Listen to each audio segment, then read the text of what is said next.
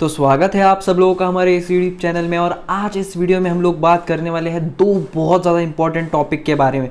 पर उससे पहले मैं आप लोगों को बता दूं, आज यस बैंक का जो शेयर है वो काफ़ी गिरावट हमें देखने के लिए मिली। यस बैंक के शेयर में लगभग 3% के आसपास ये शेयर आज गिरा, और इसके पीछे का क्या रीज़न है वो भी बात करेंगे। और उससे पहले बता दूं मैं आप लोगों को, सेंसेक्स और निफ्टी ने अपने बहुत अगर हम निफ्टी बैंक की ही अगर बात करें तो लगभग उन्होंने अपना 200 मूविंग एवरेज 50 डेज का अगर मूविंग एवरेज है ना वो तोड़ दिया। तो उस वजह से आज निफ्टी बैंक में बहुत ज़्यादा गिरावट देखने के लिए हमें मिली। निफ्टी बैंक वो सब ने भी अपना आज 50 मूविंग एवरेज जो है लगभग तोड़ दिया, और अच्छा खासा ब्रेकआउट देखने के लिए मिला नीचे की तरफ। और उस वजह से आज मार्केट थोड़ा प्रेशर में ही यहाँ पे था, और उस वजह से यस बैंक में गिरावट हो सकती है, हम ऐसा कह सकते हैं। चलिए अब बात कर लेते हैं न्यूज़ की कि क्या न्यूज़ देखने के लिए मिल रही है हमें। तो private sector lender Yes Bank is looking to set up its own asset reconstruction company. अब मुझे पता है लगभग 100 में से 100% जितने भी ये वीडियो देख रहे हैं सबको पता है कि ये तो है एसेट रिकंस्ट्रक्शन कंपनी यहाँ पे खड़ी करने ही वाली है यस बैंक। तो ये इतनी पुरानी न्यूज़ क्यों बता रहे हैं? नहीं नहीं नहीं,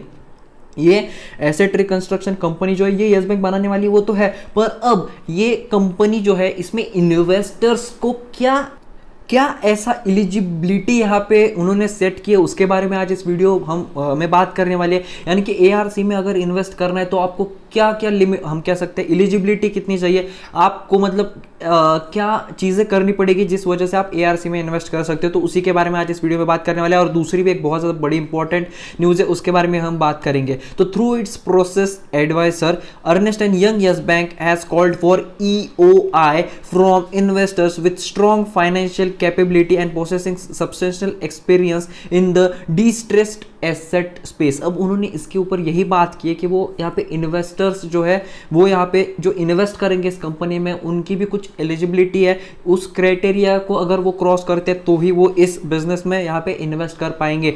तो इसी के ऊपर आज का जो वीडियो है उसमें हम लोग डीप में और डिटेल में बात करने वाली है। और यस बैंक जो है इससे पहले भी ये जो एआरसी का जो इनका बिजनेस है उसके ऊपर पहले भी काफ़ी ज़्यादा दिक्कत का सामना यहाँ पे करना पड़ा था यस बैंक के ऊपर। अब थोड़ा थोड़ा स्टेबल हो रहा है, और उसके ऊपर से अब ये जो डाटा जो रिलीज हुआ है ना इस वजह से थोड़ा और ये हाईलाइट वापस से यस बैंक हो सकता है, और इस वजह से इसके शेयर प्राइस में भी हमें फिर से ग्रोथ देखने के लिए मिल सकती है। In a newspaper advertisement the bank said the prospective partner will be the lead partner sponsor of the ARC. यानी कि जो उनका जो लीड पार्टनर जो होगा वही स्पॉन्सर करेगा एआरसी को, with the bank as the other significant partner और sponsor for conducting the business of the asset reconstruction in adherence with exciting RBI. अब देखिए आरबीआई से रिलेटेड भी इस वीडियो में मैं आप लोगों से बात करने वाला हूँ आगे। आरबीआई की जो गाइडलाइंस है उसे भी फॉलो यहाँ पे करना चाहिए। ये फॉरेन इन्वेस्टर्स भी हो सकते हैं, इंस्टीट्यूशनल इन्वेस्टर्स भी हो सकते हैं, पर वो चाहे जो भी हो आरबीआई की जो गाइडलाइन है उसे फॉलो करना ही पड़ेगा। और अगर आप नहीं करते हो तो आपको अदानी इस ग्रुप के साथ क्या हुआ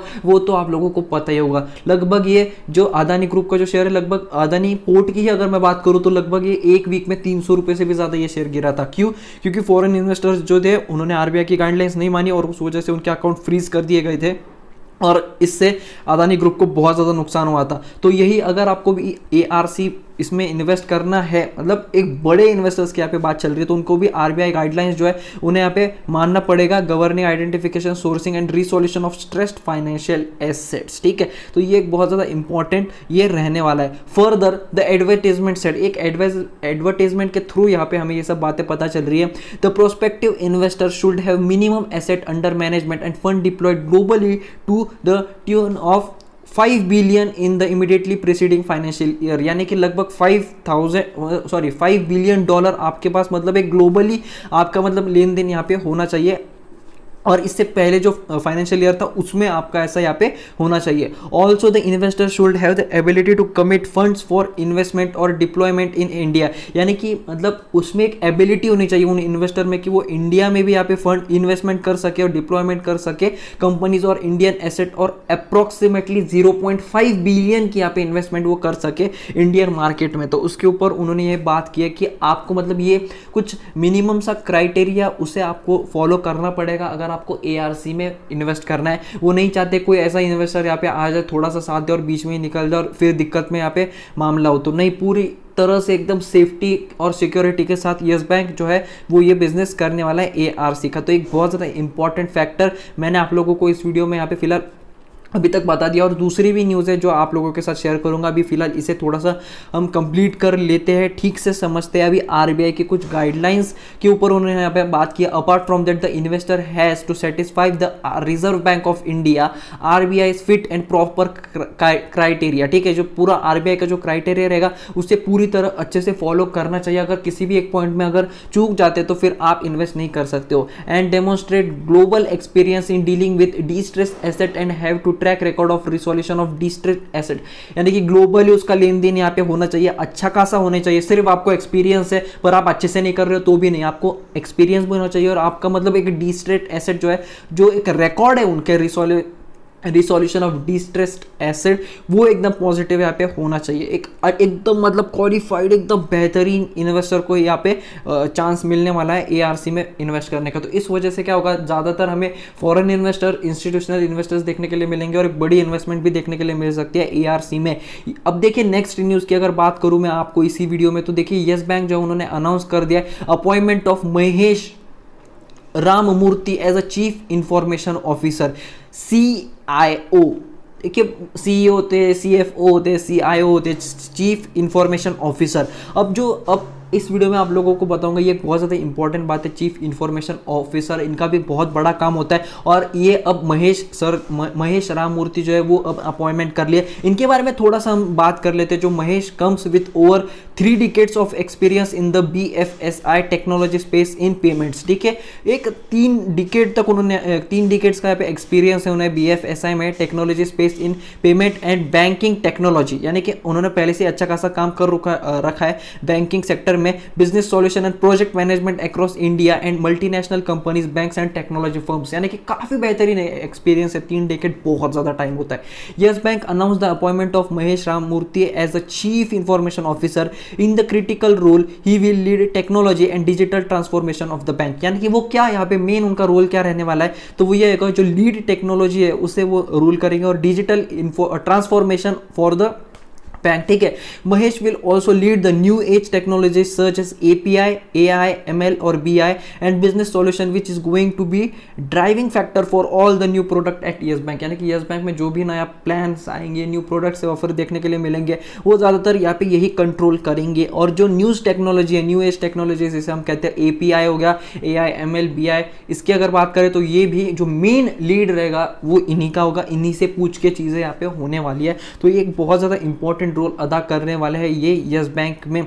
जैसे कि आप लोगों ने देखा इनका एक्सपीरियंस जो है वो भी बहुत ज़्यादा बेहतरीन है। तो देखिए अब बात ये है कि इनका CEO भी बहुत ज़्यादा बेहतरीन है, CEO, CFO, chief executive officer, chief financial officer, chief information officer, ये तीनों बहुत ज़्यादा यहाँ पे एक्सपीरियंस्ड लोग हैं और काफ़ी तगड़ी तरह से उन्होंने यस बैंक को जो मतलब हम कह सकते हैं जिंदा रखा है मार्केट में और काफ़ी अच्छा खासा वो काम कर रहा है। शेयर मार्केट में भी, शेयर बाजार में भी यस बैंक का शेयर धीरे धीरे बढ़ेगा, क्योंकि हुआ क्या था, वो 3 साल का जो लॉक हो चुके ना शेयर, उसमें थोड़ा सा दिक्कत हमें देखने के लिए मिल रहा है और वही फिलहाल बहुत ज़्यादा दिक्कत यस बैंक में हमें देखने के लिए मिल रही है, ठीक है। Mahesh comes with over 3 decades of experience in the BFSI technology space in payments and banking technology, product design, business solution and project management across India and MNCs, यानी कि multinational banks and technology firms. In this previous role, he was leading the payment vertical for Europe.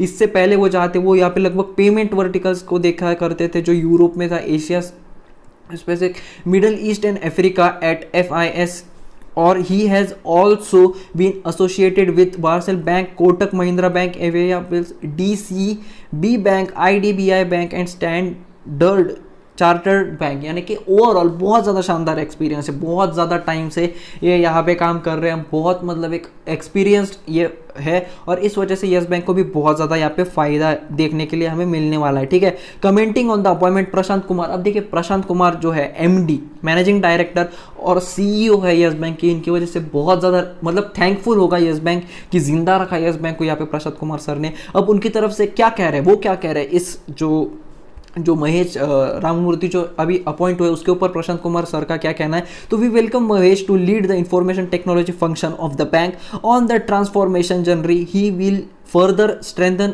The bank technology initiative including the uses of new age technologies.